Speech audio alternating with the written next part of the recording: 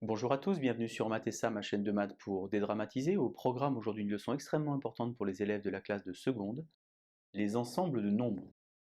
De la petite section de maternelle jusqu'à la classe de seconde, vous avez travaillé avec des nombres sous différentes formes, sous différents aspects, plus ou moins compliqués ou élaborés.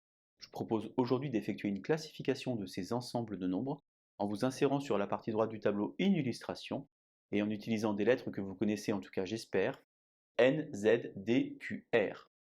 En fin de vidéo, vous pourrez mettre la vidéo en pause, vous pourrez tenter de résoudre l'exercice préparé pour vous, avant que je ne vous donne naturellement la réponse. Premier ensemble de nombres que vous connaissez certainement, en tout cas j'espère, les entiers naturels, représentés à l'aide de la lettre n.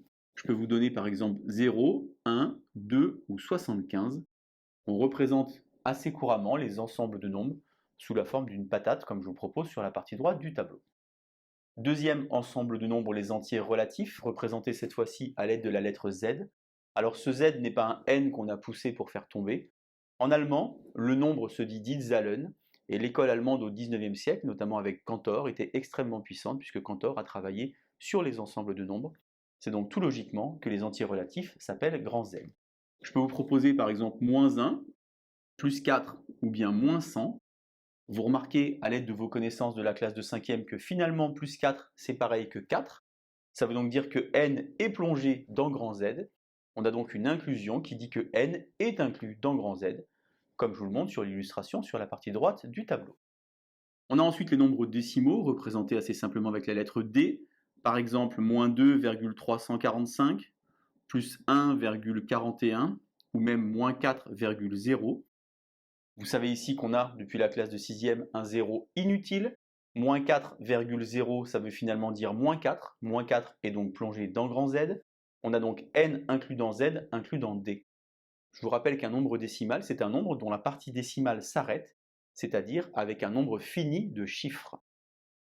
On a ensuite les nombres rationnels, représentés à l'aide de la lettre Q.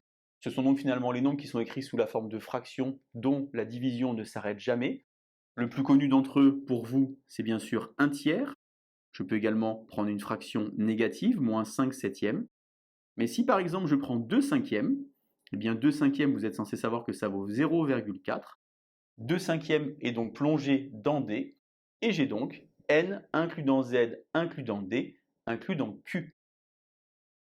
Enfin, dernier ensemble de nombres que vous connaissez, les nombres réels, représentés par la lettre R. Ce sont finalement les nombres qui ne peuvent pas s'écrire sous la forme d'une fraction. Le plus connu d'entre eux, qui vous a fait faire quelques cauchemars lorsque vous étiez au collège, c'est bien entendu pi, ou bien en classe de seconde, racine carrée de 2, ou encore au collège, cosinus 35, en étant naturellement ici en degrés. Si par hasard je prends un autre nombre que vous connaissez, racine carrée de 9, on pourrait penser que racine carrée de 9 vit dans grand R, mais puisque 9 c'est 3 au carré, eh bien racine carrée de 9 vaut 3, et on se rend compte finalement que n est également plongé dans grand R. On a donc n inclus dans Z, inclus dans D, inclus dans Q, inclus dans R. Je peux prendre un autre exemple de nombre que vous connaissez, toujours en degrés, cosinus 60. Cosinus 60, ça vaut 1 demi, c'est donc un nombre rationnel, mais 1 demi, ça vaut 0,5. Cos 60 est donc un nombre décimal. Alors la question naturelle qu'on peut se poser, c'est et après, que se passe-t-il? Alors avant de parler de et après, je vais déjà vous parler d'autres ensembles de nombres que vous connaissez peut-être. Le premier, ce sont les fractions décimales. Vous avez appris ça en classe de 6e. Les fractions décimales, ce sont finalement les fractions dont le dénominateur, c'est-à-dire en bas, est un multiple de 10, quelque chose de la forme 10, 100 000 ou 10 000. Je peux prendre par exemple 5 sur 100, ou bien 3 sur 1000. Ces deux nombres sont des nombres décimaux, car 5 sur 100, ça vaut 0,05, et 3 sur 1000, ça vaut 0,003. Il y a également cet ensemble de nombres que je vous ai écrit ici, a plus b racine de 2 avec a qui appartient à q et b qui appartient à q. C'est donc un ensemble qui porte un nom que vous verrez dans le supérieur. On a par exemple 5 moins 3 racine de 2 qui vit dans grand R. On a d'autres notions qui existent, alors là on va basculer plutôt sur de la culture mathématique, c'est clairement pas au programme de la classe de seconde. Les nombres algébriques, ce sont finalement les nombres qui sont solutions d'une équation polynomiale. Par exemple, racine carrée de 2 est un nombre algébrique, car racine carrée de 2 et solution de l'équation x carré moins 2 égale à 0. Les nombres transcendants, ce sont les nombres qui ne sont pas algébriques. Par exemple, pi est un nombre transcendant, cosinus 35 est un nombre transcendant. Il y a au lycée d'autres nombres que vous allez apprendre, par exemple petit e ou encore ln de 3. Enfin, en classe de terminale, peut-être que vous allez choisir de faire maths experte, il y a un autre ensemble de nombres qui s'appelle les nombres complexes, dans lequel R est plongé. Je vous insère le lien vers la playlist du chapitre, si par hasard vous voulez regarder à quoi ça ressemble les nombres complexes, naturellement appelés avec la lettre grand C. Voilà donc nos ensembles de nombres. Vous remarquez donc ce côté poupée russe, les ensembles imbriqués les uns dans les autres. Je vous propose maintenant de mettre la vidéo en pause. Vous allez tenter de résoudre l'exercice sur la partie droite du tableau et on se retrouve juste après pour les résultats. Alors premier calcul, 5,4 moins 2,4. On doit donc finalement soustraire deux nombres décimaux. On obtient 3,0, c'est-à-dire finalement 3. Et vous remarquez qu'en ayant soustrait deux décimaux, eh bien le résultat est un entier naturel.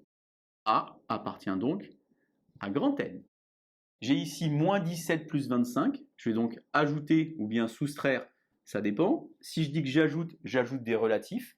Et si je fais 25 moins 17, je vais donc soustraire des entiers naturels.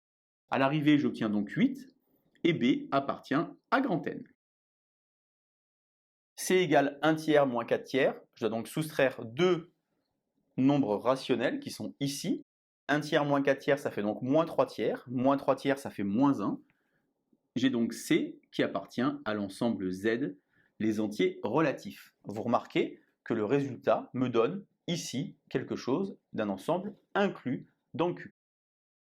J'ai ici 7 racines de 2 moins 5 racines de 2, ça fait donc 2 racines carrées de 2, qui appartient donc à grand R.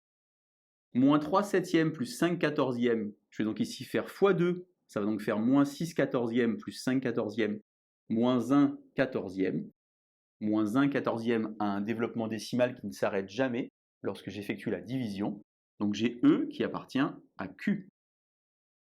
Ici, j'ai une succession d'opérations, moins 1, moins 3, moins 4, moins 5. Vous savez que vous pouvez ajouter de la gauche vers la droite ou bien regrouper, c'est comme vous préférez. Moins 4, ça fait moins 8, moins 5, ça va donc faire moins 13. Et on a donc F qui appartient à grand Z. Alors ici, énorme piège, attention, lorsque vous avez une racine carrée comme ceci, on ne peut pas partager en deux parties, il faut d'abord effectuer l'opération sous la racine carrée. 169 moins 25, ça fait donc 144. J'ai donc ici racine de 144. 144 est donc un nombre de la table des carrés. 144, c'est 12 au carré. J'ai donc G qui vaut 12 et qui appartient donc à grand N. Ici, des fractions décimales, 7 dixièmes moins 3 centièmes. Je vais donc faire x 10 ici. 70 moins 3, ça fait donc 67 centièmes.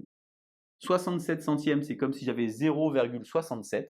C'est donc non pas un élément de Q, mais un élément de D.